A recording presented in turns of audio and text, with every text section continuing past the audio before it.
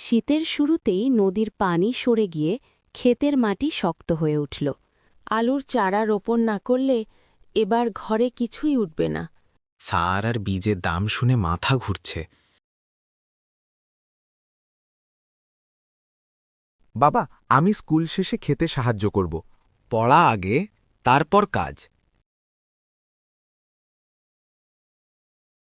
হাটের পথে গৌতমের সঙ্গে তপনের দেখা হল।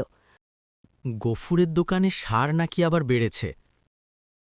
নগদ না দিলে দেয়ই না। বাজারে লোভী দোকানি গফুর মাপঝোঁক করছিল। সরকারি দামে কিছু নেই, সব শেষ। এই দামে নিলে নিন। এত বাড়তি কেন? ট্রাক ভাড়া বেড়েছে। কাগজে তো অন্য দাম লেখা।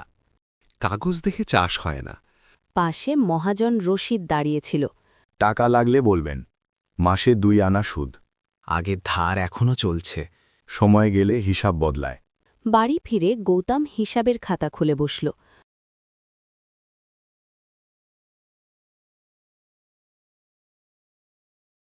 বীজ না কিনলে চারা হবে না। গরুর একটা বাছুর বেচতে হবে হয়তো। পরদিন বিকাশ এসে খবর দিল। পাশের ইউনিয়নে কৃষকরা মিলে সমিতি করেছে। আমাদের গ্রামে হবে? চাইলে হয়। সন্ধ্যায় উঠোনে কয়েকজন জড়ো হল।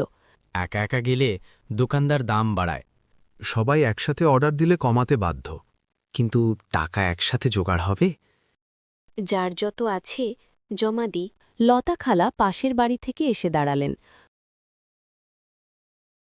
আমার ছেলের পাঠানো টাকায় 2 বস্তা সার যোগ করব। তাহলে শুরু করা যাক।